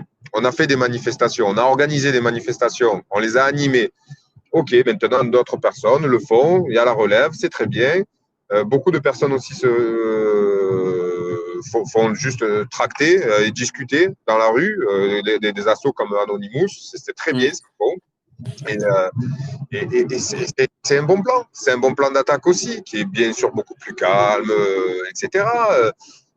Mais là, face à toute cette violence et cette urgence aussi d'agir, on n'a pas le choix d'être violent, nous aussi, à un moment donné. C'est ça qui est malheureux. Alors, oui, c'est ça. Quand je dis violent, ça peut être de la casse, du sabotage. Ça peut être tout simplement, oui, voilà, faire sauter un verrou pour sauver un animal. Oui, alors ça reste violent quand même, mais voilà, c'est sans armes et sans violence sur un être humain. Il ne faut pas oublier, même si l'être humain qui fait du mal aux animaux, qui les enferme, qui les exploite et qui les tue, le but, ce n'est pas nous de nous mettre comme si nous étions Dieu, comme si nous étions le juge. On ne peut pas faire ça. Et oui, bien sûr. D'ailleurs, je ne sais pas si tu es au courant, mais il y a Patrick Baboumian qui est très connu dans la communauté végane, qui a quelques records du monde de force. Tu sais, c'est un Allemand. Je pense que tu vois de qui je parle. Non. Malheureusement, non, je ne connais pas. Je n'ai pas trop suivi les actualités des... C'est un mec qui est très gros, qui ressemble à Wolverine, mais ça fait des années Oui, je vois qui c'est. Voilà. Oui. Et aujourd'hui, il est à la retraite sportive et il développe un jeu vidéo qui s'appelle Uncage, il me semble. Un jeu vidéo, donc il a toute une équipe, il bosse là-dessus. D'ailleurs, les gens qui sont intéressés, vous pouvez aller sur les réseaux sociaux, vous tapez Uncage Game. Et le but, c'est de libérer des animaux. Hein. Tu joues un militant, enfin plus qu'un militant, un gars qui rentre dans les élevages, dans les fermes à fourrure pour aller ouvrir les cages et libérer des animaux sauvages qui ont été capturés, par exemple. Et donc, tu as pour arme une sorte de pince Monseigneur, tu vois. Et tout le jeu est développé de manière à ce que tu peux être attaqué, tu peux te faire tirer dessus même par les gardiens de ces fermes et tout ça, qui ont des armes à feu même dans certains pays. Par contre, il n'y a aucune action violente possible contre d'autres humains de ta part. C'est très important qu'il ait fait ça. C'est très bien. Même si ça reste pas frapper les et qu'on aurait méchants, tu ne peux pas les attraper, tu ne peux pas les endormir. Tu dois ne pas te faire gauler et te barrer. Ça, tu peux fuir, tu peux ne pas te faire attraper, mais tu ne peux pas leur faire du mal. C'est très bien. Il faut garder ça parce que déjà, si on tend le bâton pour se faire battre, c'est pas bon. Et surtout, il faut garder notre part d'humanité. Si eux, ils l'ont perdu parce qu'ils font du mal à des êtres vivants doués de sensibilité, nous, on ne doit pas la perdre. On n'a qu'un seul cœur pour les humains, pour les animaux. Eux, ils ont oublié. Et nous, il faut qu'on reste droit dans nos pensées. Et voilà. C'est-à-dire qu'à l'époque où j'étais dans la cause animale, qu'est-ce qui a fait aussi que j'ai arrêté ? C'est que c'était très diversifié. Beaucoup voulaient ouvrir des assos et faire des choses. Et c'est bien. Et malheureusement, il y avait beaucoup de critiques. 269 qui a fait de très belles choses aussi, de très bons sabotages, de belles libérations, etc. Aussi, ils ont beaucoup souffert. On a vu des critiques, je parle. Et on a vu des manifestations où dans la rue, ça prend toute la largeur de la chaussée, une grande banderole avec le nom de l'association. Mais tu as envie de dire à ces associations-là, mais en fait, vous êtes là pour qui ? Pour vous, pour les animaux. Parce que savoir comment s'appelle ton association, on s'en fout un petit peu. On veut savoir de quoi tu parles. Tu te mets à la place d'un passant, tu vois des gens arriver, une grosse foule. et le nom de l'association qui fait toute la largeur de la chaussée, ben, les gens se demandent, mais ok, ouais, et c'est pourquoi? Voilà, en tu fait, vois. Donc, en fait, les gens oublient un petit peu pourquoi ils le font et il y a un côté un peu d'ego qui oui, vient se oui, foutre au milieu, on ne sait pas trop pourquoi. voilà, mais on en a tous de l'ego, que ce soit moi, que ce soit un autre, on en a tous. C'est l'être humain, on est fait ainsi. Mais on est quand même dans un combat. Et on ne peut pas, une lutte qui est très difficile et qui nous consume, qui clairement, et même on peut dire, nous gâche la vie. Donc il faut rester droit là encore. Ce gars, ce qu'il fait pour son jeu vidéo, c'est très bien. C'est la bonne méthode. Ça peut être qu'un détail, parce que dans un jeu, ben, il faut du combat, etc. Ben là, c'est très bien qu'il n'ait pas fait ça. Ah ouais, Ben, c'était très conscient, hein. Il en a parlé exprès, il a fait ça exprès, hein. tu vois, c'est très bien. Tu vois, on est venu là-dessus. Et voilà, ben, de la même manière que quand tu défends une cause, il ben, faut faire passer un message. Quand tu fais une manifestation, il faut faire passer un message. C'est vrai que les grandes manifestations se sont dissoutes, quoi, hein, parce que y a eu la période de Covid où c'était interdit. Et puis ensuite voilà, ça a été un autre plan d'attaque, hein. Euh, des associations comme L214 qui sont très admirables aussi, qui ont pu être critiquées. Voilà, il faut de tout. Même dans notre camp, hein, on arrive à critiquer. Bon, ben, eux continuent à agir, c'est très bien, il faut les encourager. Et de la même manière que d'autres associations méritent et les refuges. Et voilà, enfin, il y a plein de personnes à soutenir et des personnes qui même organisent, mettent en place alors, je sais pas, on utilise toujours des mots anglais pour le dire, mais des sortes de cagnottes pour les financer, qui continuent à agir. Mais je trouve ça bien. En l'occurrence, je pense à Pierre Rigaud, qui est très admirable dans ce qu'il fait. C'est très pro, ses vidéos sont très bien montées, le message est clair, on ne s'ennuie pas devant ces vidéos. Qu'elles soient courtes ou longues, on ne s'ennuie pas. Il a un message clair, précis. Voilà, c'est des personnes comme ça à soutenir. Alors, si les gens ont un doute, savoir, mais comment on peut vous J'aimerais aider? bien l'avoir sur le podcast d'ailleurs. C'est Je lance faisable, le message. ça sera faisable. On va le contacter, on va lui écrire. Et voilà, je pense que des personnes qui ne savent pas comment agir peuvent le trouver facilement en repérant telle association, telle fondation, telle personne qui agit individuellement ou pas, et les soutenir. Et bien sûr les refuges. Bien sûr. Et tu parlais des critiques, je pense que ça, c'est important d'en parler aussi. Je pense que c'est important dans la cause animale aujourd'hui, au sens large, d'arrêter de se critiquer entre nous. Parce que, moi, j'ai eu quelques critiques. Je sais que des associations plus en lumière en ont eu beaucoup plus, bien sûr. Ça fait extrêmement mal au cœur d'avoir l'impression de prendre un coup de couteau dans le dos, un petit peu.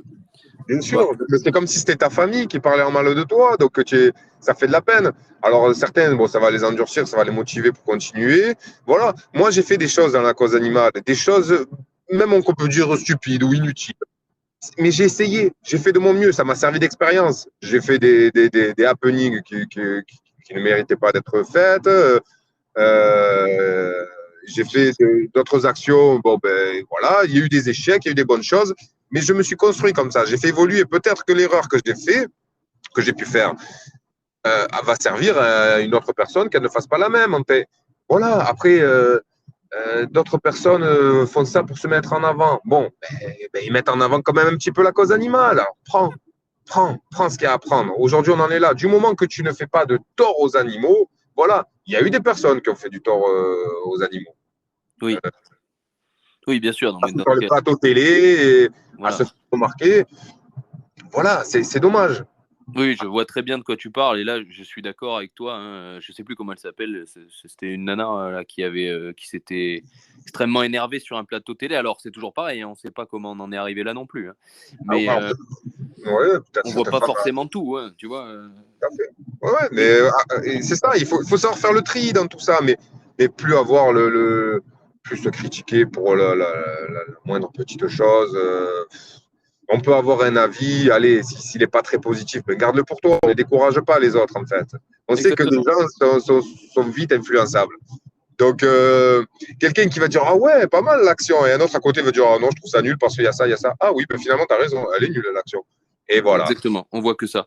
Et je pense que tu as donné exactement le bon conseil. Si ça vous plaît, ce que vous voyez, ce que vous entendez, dites-le, parce que ça fait toujours plaisir. Hein. Moi, je fais toujours des appels aux commentaires. Tu sais, j'ai fait il n'y a pas longtemps un jeu concours pour gagner un t-shirt sur la page. J'ai eu 200 commentaires. 200 commentaires pour gagner un t-shirt à moins de 20 balles. Ok, alors je suis content que les gens aient participé, c'est très bien, tu vois. Mais il n'y a pas de 200 commentaires quand on fait un podcast d'1 heure et demie où on passe des messages profonds, quoi, tu vois. Non, mais tu vois, mais bon, quand vous appréciez, pourtant les écoutes elles sont là, hein, on a largement plus de 200 écoutes. Donc quand vous appréciez, dites-le. Mais quand vous appréciez pas, eh ben abstenez-vous. Laissez faire les autres et faites votre truc dans votre coin. C'est exactement ce que tu zappes. Après, à la rigueur, tu peux dire en perso, voilà, au gars qui organise ça, aux personnes, bon, voilà, écoute, c'était pas mal, mais j'ai pas apprécié ça. Éventuellement. Mais ça, c'est le problème aussi des réseaux sociaux où on sait que c'est les commentaires en public, c'est un défouloir. Alors, tu as les commentaires où il y a des personnes comme par exemple, allez, on va parler de Pierre Rigaud qui fait une chose magnifique, qui lance un message, etc. Et des gens qui vont mettre des messages. Oh, mais mon Dieu, c'est beau, mais merci, oh, mais c'est beau, mais si, oh, mais ça. Mais ok, c'est des commentaires sympas, on va dire encouragement plus ou moins, mais c'est presque inutile. Même dans le positif, ça peut être des commentaires inutiles. Parle de ton sujet, parle de ce qu'il a dit, parle de ce que tu aimerais faire. Pose-toi si tu as des questions à lui poser. Là, il faut des commentaires intéressants. Alors après, tu as les commentaires haineux, bien sûr, qui disent ah ben non, ça c'est nul, ah ben ça, il fait ça pour ci, il fait ça pour ça, ah ben en plus, il faut lui donner l'argent pour qu'il fasse ça, pour qu'il puisse en vivre. Ça, c'est des commentaires inutiles. Mais même des commentaires positifs peuvent être inutiles. Mais on ne réfléchit pas parce que c'est le côté des réseaux sociaux. Aujourd'hui, on peut commenter facilement. Là, ça fait un peu plus d'1 heure qu'on discute. Forcément, les gens n'ont pas forcément 1 heure à accorder dans leur vie pour un podcast. Et donc, soit ils zappent, ils avancent un petit peu, soit ils reprendront un autre jour, soit ils vont ailleurs. Bon, c'est ça, oui. Mais c'est vrai qu'effectivement, parfois, les pubs des podcasts, les extraits qui durent 30 secondes, quoi, marchent 10 fois plus, sont 10 fois plus, voire 20 fois plus vus ou écoutés que les podcasts entiers, quoi. Ça, mais c'est normal, c'est une réalité. Hein. Même les plus gros podcasts ont ce ratio-là. Hein. Bien sûr, après, ça c'est dans ce monde de surconsumérisme que l'on est. Voilà, on sait comment faire, on sait comment appâter les gens. Non, c'est clair. Après, tu parlais des commentaires positifs un peu inutiles.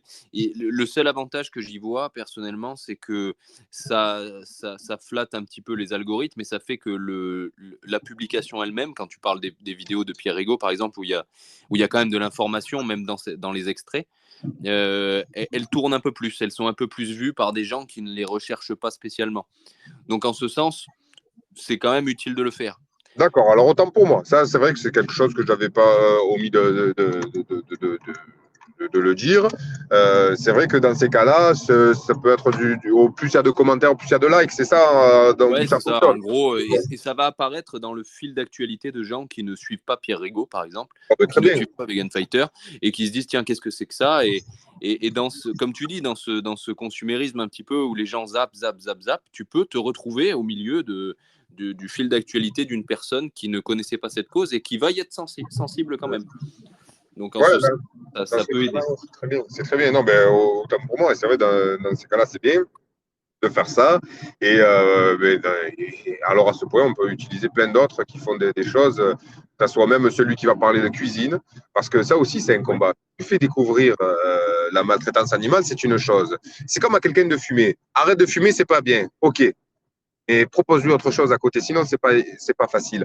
Là, c'est pareil. À quelqu'un, arrête de manger des animaux parce que tu fais ça. Tu causes ça. OK.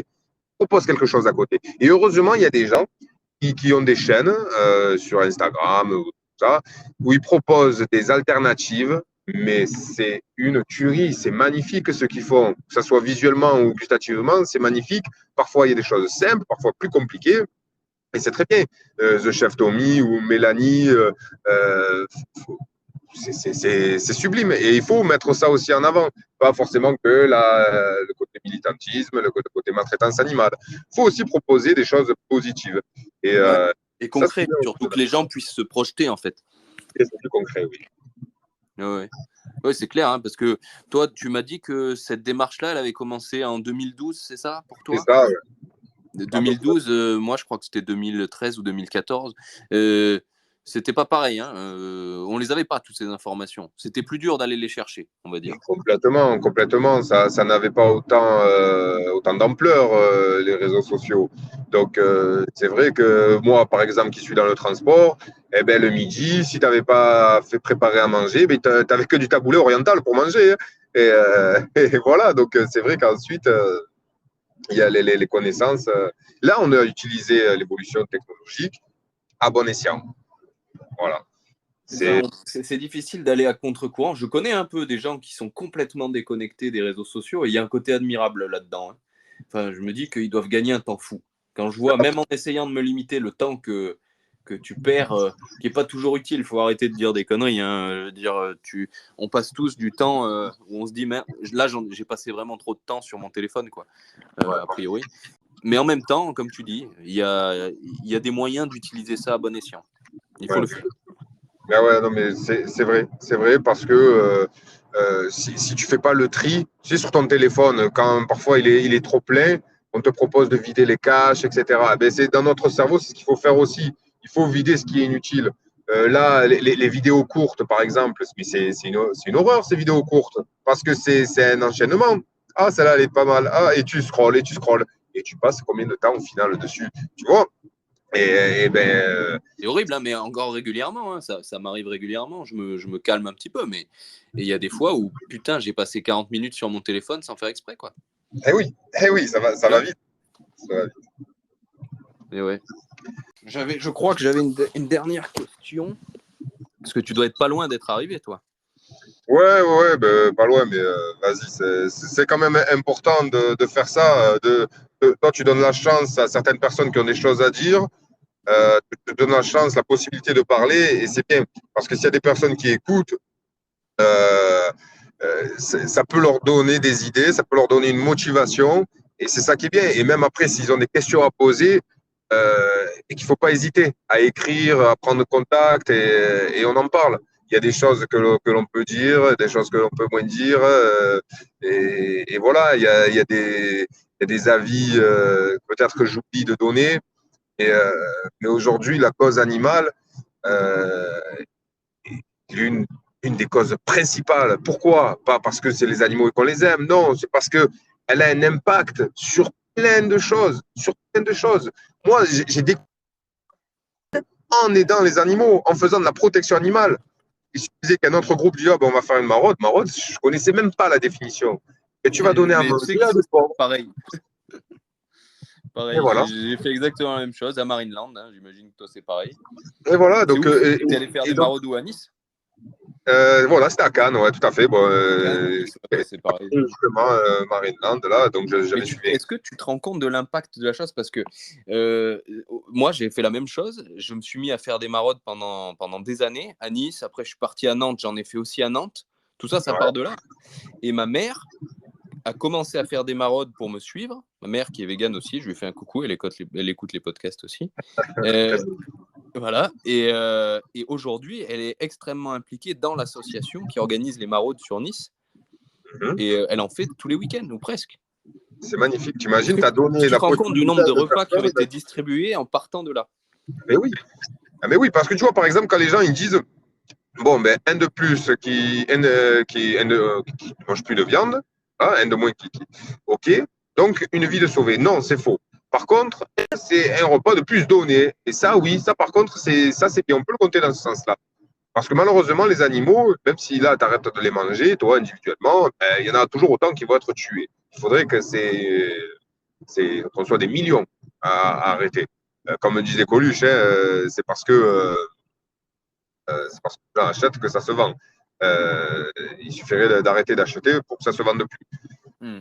Même si c'est quand même la base, hein, je pense, quand même, l'action individuelle. Je pense que toi, tu as beaucoup varié dans ta pratique, elle a évolué, ta pratique militante, mais la base, elle reste, quoi. Enfin, moi, c'est pareil, mon alimentation, c'est la base, quoi. Vu que ça concerne que moi, c'est entre guillemets facile à gérer, quoi. Bien sûr, bien sûr. Bah après, oui, tu sais, on se laisse quelque part aller vers les opportunités. C'est ça. Moi, à un moment donné, on me reprochait d'être partout dans telle ou telle cause et qu'il fallait me concentrer sur l'une. Mais pourquoi? Si à un moment donné, j'ai l'énergie de faire plusieurs, laisse-moi en faire plusieurs. C'est pas comme ça. Et donc, on va là où il y a des opportunités. Là, aujourd'hui, malheureusement, je n'ai aucune opportunité pour faire de la protection animale. Parce que, bon, ben, j'ai fait ma part. Je pensais qu'elle allait être plus longue que ça. Ça s'est arrêté pour des raisons précises, pour certaines. Et voilà, et on verra ce que la vie réserve. J'ai 38 ans, la vie n'est pas encore finie. Et voilà. Et ce qui est important, c'est quand même, ben, tu vois, grâce à toi, de pouvoir encore en parler. Parce que c'est quelque chose aussi que j'avais constaté, que les nouveaux, les jeunes qui arrivaient dans la protection animale n'écoutaient pas les anciens. Tandis que nous, quand on est arrivé, je parle moi et bon, mon équipe que j'ai en tête, ceux avec qui j'ai fait beaucoup d'actions, ben, on écoutait quand même les anciens, on essayait.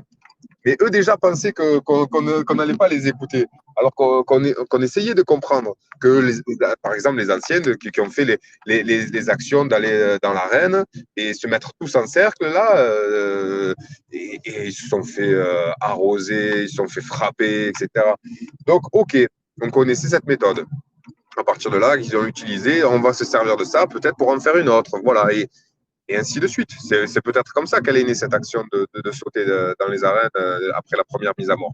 Eh bien, je trouve que les jeunes qui sont arrivés, alors les jeunes de la cause animale, hein, pas l'âge de la personne, ben, doivent tenir compte de ça, se dire, on va prendre exemple sur les anciens. Et après, bien sûr, il faut faire aussi à leur sauce, avec se servir de la nouvelle technologie. Aujourd'hui, grâce à des gens qui sont très débrouillards, ils arrivent à faire des vidéos qui valent la peine d'être vues.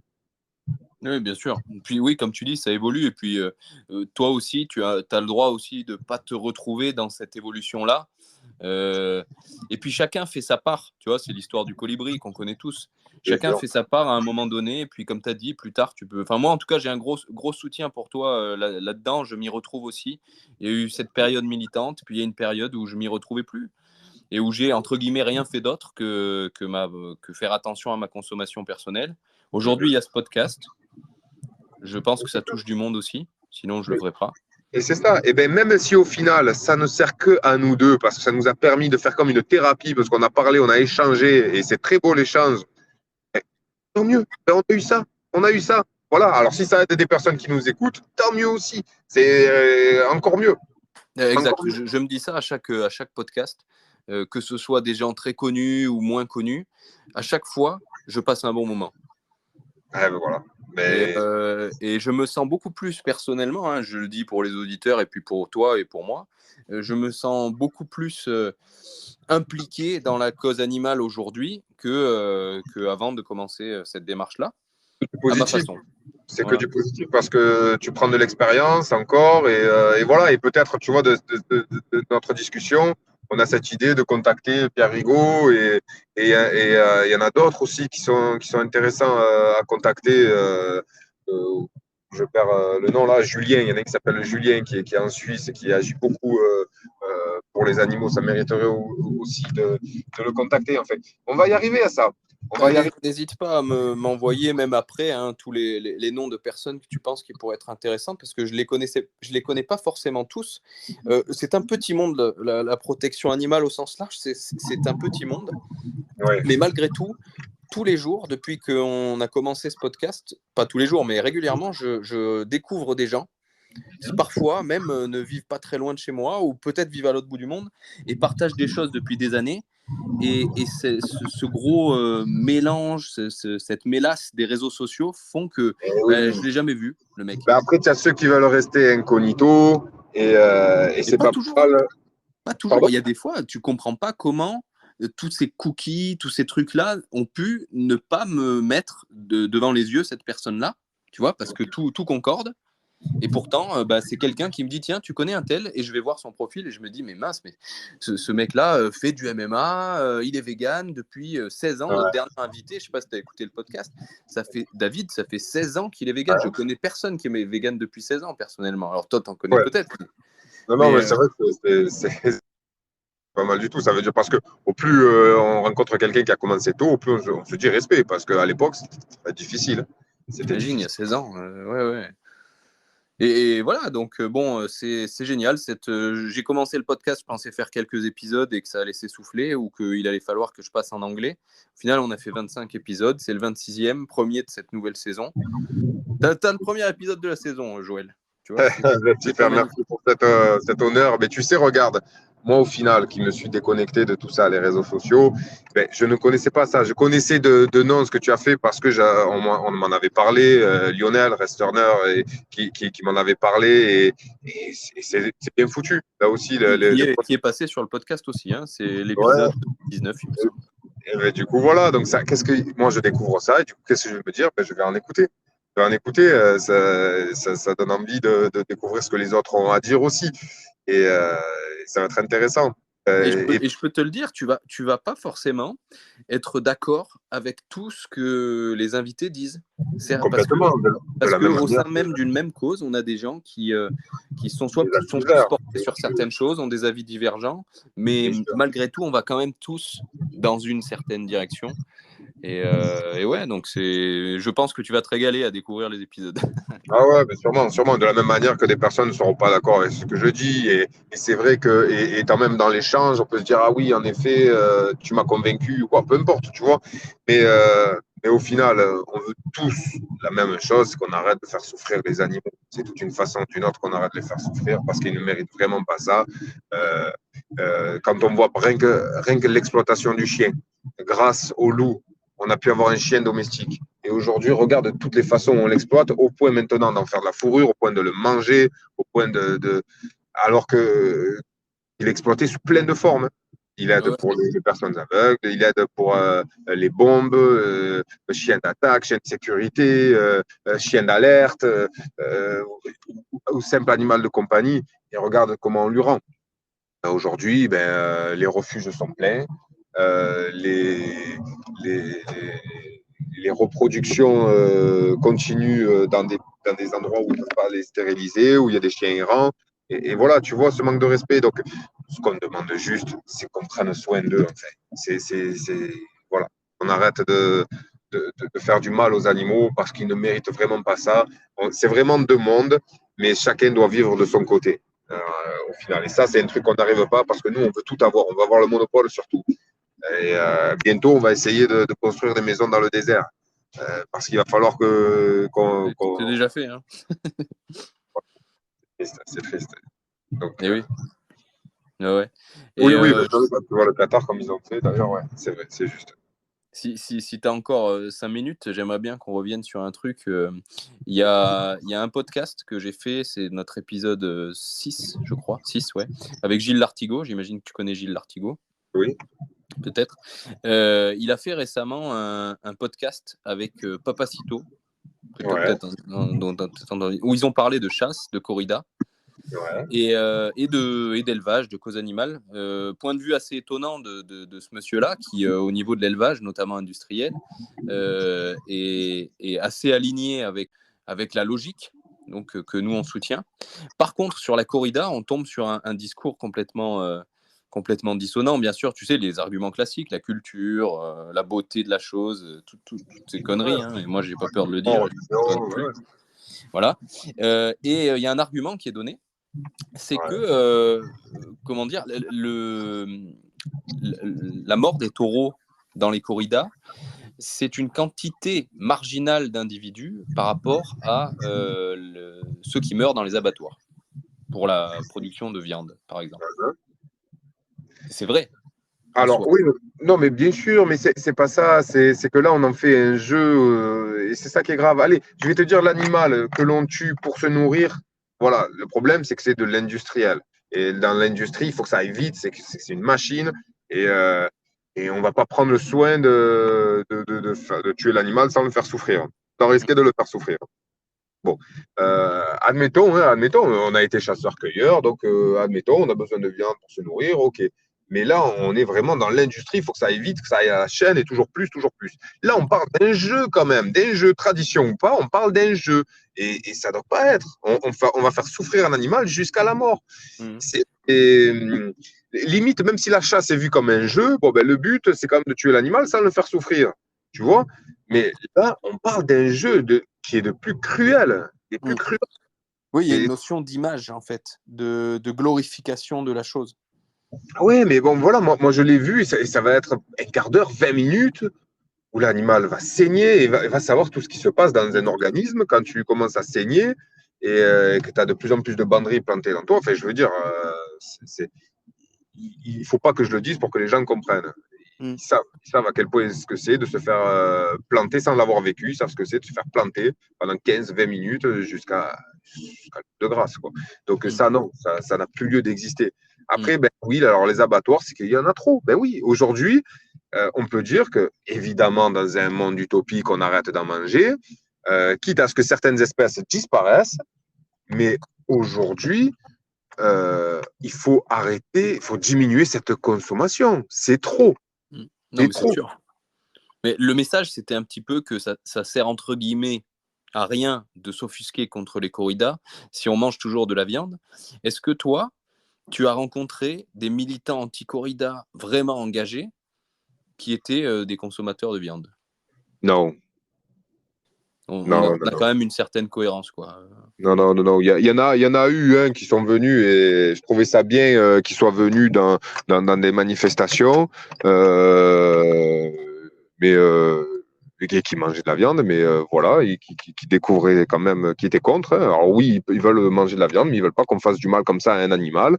Ça se tient. Mais moi, au début, je dis, oh ouais, mais c'est pas cohérent, etc. Mais on peut quand même en tenir compte. On peut quand même en tenir compte de ça. Donc, moi, je pense que c'est hyper positif, t'imagines? C'est une occasion de faire le lien avec cette personne. Oui. Ah ben oui, oui. C'est de se dire, mais en fait, cette cohérence, en général, comme tu le dis, les gens qui s'impliquent vraiment, donc qui reviennent aux manifestations, ils finissent par le faire, ce lien. Oui. Il faut pas prendre les gens pour des idiots. Même s'il y a beaucoup de choses qu'on pourrait critiquer, à un moment donné, si tu t'impliques là-dedans, tu vas finir par faire le lien. C'est quand même le même animal qu'il y a dans un steak haché, quoi. Bien sûr, c'est le même animal. Donc ça, oui, on peut vite faire le lien. Ouais. Et il y a un autre truc qui est important à dire aussi, c'est que comment dire, c'est bien de dire que certaines choses sont mauvaises, tu vois, Ouais. mais il n'y a aucun intérêt à les comparer entre elles si elles sont indépendantes. Si tu as le choix entre tuer un individu pour en sauver 100 et tuer un individu ou en sauver 100, c'est pas du tout la même chose. Tu vois ce que je veux dire? Ouais, non, mais je comprends, mais c'est bien que tu soulèves ça. C'est vrai qu'on n'y pense pas forcément. On est toujours là à vouloir tout comparer, et tout mettre en parallèle, tout poser sur la table, mais il y a des choses qui ne se mélangent pas. Mais c'est pas comme si on nous demandait de choisir. C'est pas comme si on avait le choix entre les corridas continuent, on tue 1000 taureaux par an, mais tout le monde arrête de manger de la viande. Là, peut-être que nous, on reverrait notre copie. Tu vois, peut-être qu'on se dirait, bah, c'est un moindre mal, même si c'est horrible de dire ça. C'est qu'on arrive à un point où on se contente. On se contente des victoires que l'on peut avoir, comme là par exemple les cirques qui vont arrêter avec les animaux, Marineland pareil d'ici 2026. On se contente de la plus petite victoire aujourd'hui. Oui, mais voilà, bien sûr. Et puis surtout, comme tu dis, c'est complètement indépendant, quoi. Hein, dire, on n'a pas le choix. On fait avec ce qu'on a, et puis on fait avancer toutes les causes en parallèle, comme on le peut. Ouais. Et ben voilà. Après, attention, c'est pas une critique sur le travail de Gilles. Moi, je l'ai déjà dit aussi. Gilles, il n'est pas vegan, il n'est pas, comment dire, il se définit pas comme radical. Pour autant, il a fait beaucoup pour la cause animale, et c'est très bien. Moi, c'est pas pour lui tirer dans les pattes que je dis ce genre de truc. Il a influencé pas mal de personnes à végétaliser leur alimentation, partiellement ou complètement. Certains sont peut-être allés plus loin que lui dans cette démarche-là, tant mieux. Et d'autres moins, mais en tout cas, ça va dans le bon sens. Et c'est ça, je pense qu'il faut retenir. Oui, complètement. Et même il y a des bons à prendre. Hein, chez lui ou sur d'autres, il y a des bons à prendre. Hein. Eh oui. Même inviter un mec comme Papacito qui est aux antipodes de notre cause, quelque part. Ouais. Tu vois, cette discussion qu'ils ont eue, on parle quand même de l'élevage. L'élevage industriel est dénoncé là-dedans. Et tous ces auditeurs à lui, qui sont complètement pas du tout le public ni de Gilles Lartigot, ni de Vegan Fighter ou quoi que ce soit, ils vont entendre ce message. Donc, moi, je dis chapeau, Gilles, il fallait le faire. C'est pas mal. Ah oui, complètement. C'est ça. C'est de côté, il faut voir tout. Il y a du bon à prendre à tout le monde et des avis qui sont toujours intéressants. C'est clair. Exactement. Écoute, Joël, je te propose de conclure. J'entends que tu es arrivé à ta destination. Et tout à fait. Ben là, tu vois, pour conclure, je suis entouré d'animaux. La plupart ont été sauvés.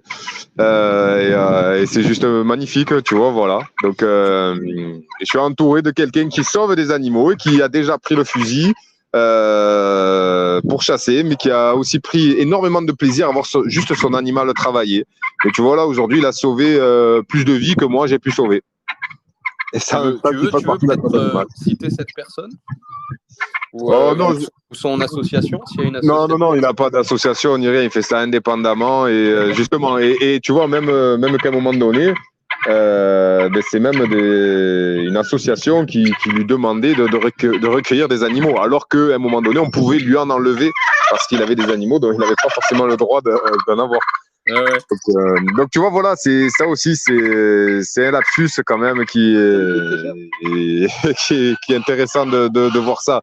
C'est qu'on a besoin aujourd'hui de tout le monde. Il y a des personnes qui sont reconverties, des personnes du cirque qui se sont reconverties aussi dans la cause animale, et de la même manière qu'on peut trouver des personnes qui aujourd'hui protègent des animaux alors qu'ils les chassaient avant. Bien sûr, mais je pense que c'est très important. On n'est pas né vegan, toi et moi. Hein. Non, mais voilà, et il faut une forme de tolérance. Il faut une forme de tolérance. C'est violent de dire à quelqu'un d'arrêter de manger des animaux, mais si déjà il se met à les sauver, les épargner et ne pas leur faire de mal, c'est voilà, les respecter complètement. Il y aura une génération d'enfants végétariens ou végétaliens. Aujourd'hui, c'est pas le cas. C'est pas le monde dans lequel on vit aujourd'hui, donc il faut composer avec cette communication. Exactement. Il y a là, au bout d'un moment, où c'est vrai qu'on n'arrivera pas forcément à se mettre autour d'une table tous et en discuter, parce que il y a des débats qui sont stériles, parce qu'il y a des personnes qui sont trop fermées, et pourtant, il le faudrait. Il faudrait que l'on puisse discuter et essayer de voir quels points sont abordables. Tous les points ne sont pas abordables, bien sûr. Mais il y en a que oui. Super. Complètement. Mais écoute, voilà. Les auditeurs ont pu partager un petit moment avec les animaux qui nous entourent, là, on les entend bien. ouais, là, c'est encore, on pouvait les voir, ça serait encore plus joli, mais ça mériterait même un reportage visuel, mais non, mais c'est important, tu vois, que ça se termine comme ça, tu vois, comme quoi on a un seul cœur, voilà, on a un seul cœur et qu'il faut de la compréhension, de la tolérance. Quelqu'un qui a pu tuer des animaux pour se nourrir, je veux dire, c'est quelque chose que l'on voit dans d'autres parties du monde, en Amazone, les Esquimaux. Tu vas pas demander à un Esquimau d'être vegan. Tu vois, on ne jette pas la pierre, c'est pas eux qu'on parle en fait. Complètement. Mais celui qui chasse le ventre plein, comme on dit, qui va tout le temps à Carrefour acheter son truc et qui continue à chasser, là, on peut parler un peu d'incohérence. Mais là, la personne que j'ai en face de moi, la dernière fois qu'il a mis les pieds à Carrefour, ça doit dater il y a bien longtemps, parce que c'est vrai que les animaux qu'il mange, c'est des animaux d'élevage et il n'en consomme pas énormément. Alors pourquoi je parle de ça, parce que c'est un ami et parce que je comprends sa façon de faire. Je comprends qu'on puisse dire, moi je préfère avoir mes animaux, le tuer, savoir ce que je mange et gérer ma consommation de viande, plutôt que d'aller dans ces magasins où des animaux ont été maltraités, ont été tués et on ne sait même pas ce qu'il y a dedans. Ouais, non, mais c'est important que tu passes ce message. Et là, il va y avoir quelques mecs qui vont s'exciter en commentaire. Ça peut arriver. Oui, bien sûr. Mais je pense que tu peux respecter les gens comme tu le fais, comme tu viens de le dire. Ça ne veut pas dire que toi, tu vas le faire. Tu vois, c'est ça. On n'incite pas les gens à faire ça absolument. On n'incite pas quelqu'un qui est vegan à remanger des animaux bien traités, etc. Et tu vois, j'en profite. Celui qui ne peut pas s'en passer, il vaut mieux qu'il fasse ça plutôt qu'il aille acheter de la viande en barquette de traçabilité inconnue Complètement. Et là, je tiens à dire que mon ami qui est à côté et qui entend ça, il dit nous, on vous respecte. Donc, alors quand il dit nous, bon, bien sûr, on peut pas forcément généraliser parce que non, peu de personnes respectent. Mais lui, en tout cas, il le fait et je trouve ça bien. Et comme je le dis, je le répète, lui, il a sauvé plus d'animaux que moi j'ai pu sauver. Et ça coûte cher et il demande pas d'aide et il travaille pour ça. Et c'est vrai que voilà, ça a du mérite aussi. Alors que oui, alors qu'il a porté le fusil. Tu vois. Non, Donc, mais oui, personnellement, je suis tout à fait d'accord avec toi. Je respecte ça. Tu lui passeras le bonjour aussi. Je le connais pas, mais au il plaisir. entend, il passe le bonjour également. Et écoute, j'ai apprécié cet échange. J'espère que ça va apporter un peu de lumière, de connaissances à certaines personnes. Et puis voilà. Moi, je te propose qu'on essaie de rester en contact parce que c'est important de garder, je pense, cette connexion. Bien sûr, Et puis, à l'occasion, au plaisir de se recroiser. Peut-être sur un événement sport de combat, peut-être militant, on verra bien. Exactement. Et je dis même que peut-être, ça serait bien j'en profite que mon ami soit à côté, pour dire que les interviews ne doivent pas forcément aller que des personnes anciens militants ou véganes ou pas, que des personnes comme celui qui est à côté de moi méritent aussi, il y a un discours qui mérite d'être entendu. Alors peut-être, je dis ça comme ça, peut-être une interview aussi serait intéressante par la suite. Sûr, j'étais un peu frileux de faire ça. Le premier avec qui j'ai fait ça, c'était Gilles, dont j'ai parlé tout à l'heure. Ça a été pas super bien reçu au début, mais avec le recul, la majorité silencieuse, ça c'est son terme à lui d'ailleurs, il parle de majorité silencieuse, c'est-à-dire les gens qui se réveillent un an après pour me dire au fait j'avais écouté cet épisode, c'était super, donc qui sont pas dans le jeu des commentaires et tout ça. Je me rends compte qu'il y a plein de gens qui ont apprécié en fait, qu'un discours pragmatique comme ce dont on est en train de parler, c'est aussi apprécié par beaucoup de gens, ça fait réfléchir des gens qui ne sont pas forcément à fond dans la cause animale. Et c'est ça la cible, en fait. Moi, j'en ai un peu rien à faire qu'on se tape dans le dos entre véganes en se disant ouais, c'est super bien ce qu'on fait, c'est génial. Alors, on le fait un petit peu, tu vois, ça fait toujours plaisir. Mais le but, c'est qu'il y ait des gens qui réfléchissent. C'est qu'il y ait des gens qui écoutent ça et qui se disent il y a quelque chose à faire. Et c'est pas en criant vous êtes tous des meurtriers qu'on va arriver à ça, quoi. Je dis pas, attention, je dis pas sur les happenings, c'est le principe. Le principe, c'est de choquer. C'est des choses que tu as fait, que j'ai fait aussi. C'est important aussi. Mais un podcast ou une publication sur les réseaux sociaux, si tu la prends de cette façon-là, les gens, ils zappent, quoi, tout simplement. Oui, complètement. Et une question qui se soulève, qui mériterait encore une bonne heure de débat, c'est qu'est-ce que la cause animale? Voilà. Et ça, on pourra en parler avec des personnes qui ne sont pas forcément engagées comme ça. Nous, on œuvre pour la cause animale. On est agriculteur, on est chasseur, on est pêcheur, on est éleveur et on œuvre pour la cause animale. Quand tu vois qu'on souscrit personnellement et bénévolement à des associations pour la protection d'animaux, pour la sauvegarde d'espèces, on contribue à replanter des forêts dans certains pays, on œuvre avec des docteurs, avec des chercheurs pour remettre certains végétaux, reboiser Madagascar, pour reboiser. Mais tout ça, on le fait mais naturellement. Parce qu'on œuvre en fait pour une cause animale qui n'est pas la même que la vôtre. Parce que vous avez un respect pour les animaux, que vous ne les mangez pas, vous n'utilisez pas tout ce qu'ils peuvent nous produire. Et nous, en même temps, on a une forme de respect qui est différente de la vôtre, mais on les respecte. On a la même cause à l'origine. Non, bien sûr, j'ai même comme toi, j'ai de bonnes relations avec notamment un ami à moi qui est chasseur aussi. Maintenant, ce que je condamne, c'est ceux qui jouent un petit peu double jeu, tu vois, qui avancent ce genre d'argument-là, mais qui derrière consomment énormément de produits industriels, en barquette dont on parlait tout à l'heure. Et là, bien sûr, ce dont parle mon ami, c'était quelque chose aussi d'isolé, c'est propre à cette région, au coin où tu es. Et c'est pas partout en France qu'il y a ça. Mais en fait, on est beaucoup de passionnés, énormément de passionnés qui restent dans l'ombre, parce que maintenant, on a trop peur des véganes, on a trop peur des extrémistes. Et on ne se montre plus, alors qu'on œuvre énormément pour la biodiversité. On est engagé dans des projets, dans des pubs pour repeupler des insectes. On fait des haies exprès pour refaire venir certaines variétés d'insectes qu'il n'y en a plus. On œuvre énormément, en fait, pour notre avenir, pour l'avenir de nos enfants, mais sans qu'on ne se fait pas médiatiser parce qu'on a trop peur des représailles. Parce qu'en fait, on n'est pas d'accord avec la façon de faire, autant de l'un que de l'autre. Non, c'est même pas qu'on n'est pas d'accord, c'est que il y a beaucoup d'intégristes et d'extrémistes dans tous les partis, que ce soit dans les chasseurs, dans les agriculteurs, dans les véganes, dans les éleveurs, dans les zoos. Et maintenant, chacun est dans son coin, alors qu'on devrait tous s'unir et travailler pour la même cause. D'une façon différente, mais on devrait ouvrir ensemble. Bien sûr. Si on ne protège pas notre habitat et notre planète, on n'aura plus rien. De la même manière, j'en profite de dire que là, mon ami ici et moi, on a été éleveurs de reptiles, par passion des reptiles. Et on a connu là aussi, dans ce métier-là, cette passion-là, des choses qui étaient extrêmes. Alors que là, on ne parlait pas forcément, on n'était pas, moi, j'étais pas du tout dans la cause animale, j'étais pas du tout vegan, etc. On était dans les pionniers, on ne savait pas comment faire, on a fait des conneries. Et voilà, et on a fait des conneries, mais on avait quand même ce souci du bien-être animal, alors qu'on n'était pas forcément militant, tu vois. Mais s'il y a des militants ou des véganes radicaux dont on est en train de parler, qui nous écoutent, le message que je voudrais passer, c'est de faire attention à la cible facile. Parce que n'y a rien de péjoratif là-dedans, mais je ne sais pas comment tu t'appelles, toi qui t'es exprimé à l'instant là. Jérôme. Comment ? Jérôme, voilà. C'est pas péjoratif, mais tu es un peu une cible facile par rapport à l'industrie, le lobby de la viande. C'est-à-dire que moi, si je suis un vegan radical, c'est beaucoup plus facile de te nuire en te faisant une mauvaise publicité si tu as quelque chose à vendre ou quelque chose comme ça. Oui. Tout à fait, bien sûr. Le lobby de la viande. Et je pense que les auditeurs qui sont là-dedans, il faut faire attention à ces cibles faciles. Je ne dis pas qu'il faut forcément mettre en avant la production de viande, même locale ou que ce soit.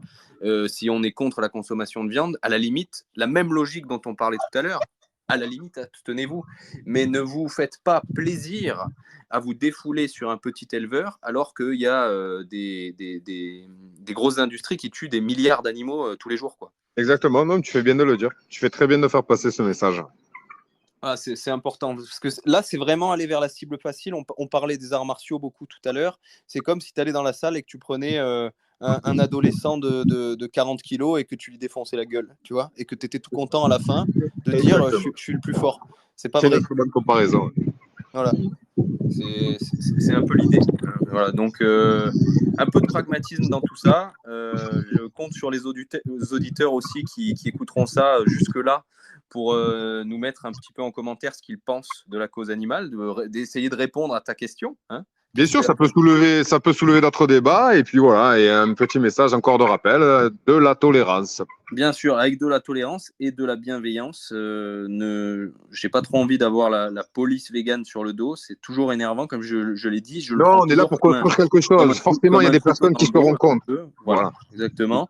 Bienveillance, et puis on répond à tout, hein, évidemment. Voilà, c'est ça dans l'échange. Si on parle de choses où tous les deux, on est carrément d'accord, etc., bon, on va vite trouver la fin de cette discussion. Mais si, justement, il y a des avis contradictoires, des avis qui ne sont pas d'accord, négatifs, positifs, voilà. Là, il y a un échange et là, il y a quelque chose qu'on peut construire. Et moi, ça m'est arrivé que des personnes me fassent changer d'avis parce qu'en effet, ouais, je me fourvoyais.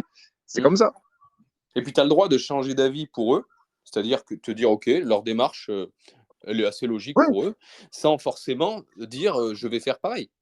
Mais bien sûr, regarde par exemple Jérôme qui est là, je préférerais bien sûr qu'il n'en mange pas d'animaux, qu'il n'en tue pas, qu'il se nourrit autrement. Mais ce qu'il fait à côté me plaît déjà. Et donc, il y a une forme de tolérance. Ok, tu vas tuer tes animaux d'élevage, mais tu en sauves aussi. Et le truc de les sauver, le mot est rapide, hein, sauver. Waouh, de syllabes. Mais il faut le faire derrière. Il faut assumer derrière les frais vétérinaires, il faut la nourriture, tout ça. Et surtout, quand il y a d'autres personnes après qui te connaissent et qui te disent ah, ben tiens, vu que tu as des animaux, tiens, je t'en rajoute un, s'il te plaît. C'est difficile après de dire non. Et ça, voilà, ça a du mérite.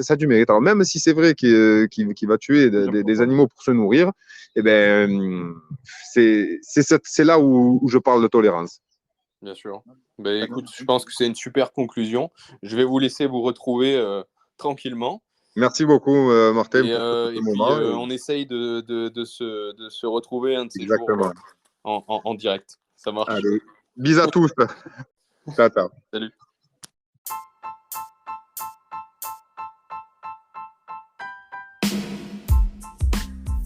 Merci d'avoir écouté cet épisode jusqu'au bout. S'il vous a plu, n'oubliez pas de nous laisser une évaluation positive sur les applications de podcast ou à défaut, un pouce bleu sur YouTube fera très bien l'affaire, en plus d'un petit commentaire positif. Nous avons besoin de ça, comme expliqué dans l'épisode, pour flatter les algorithmes et que notre podcast soit présenté à de plus en plus de personnes qui ne sont pas forcément encore sensibilisées à la cause animale. Alors, pour la bonne cause, on vous laisse le faire. Merci. Salut.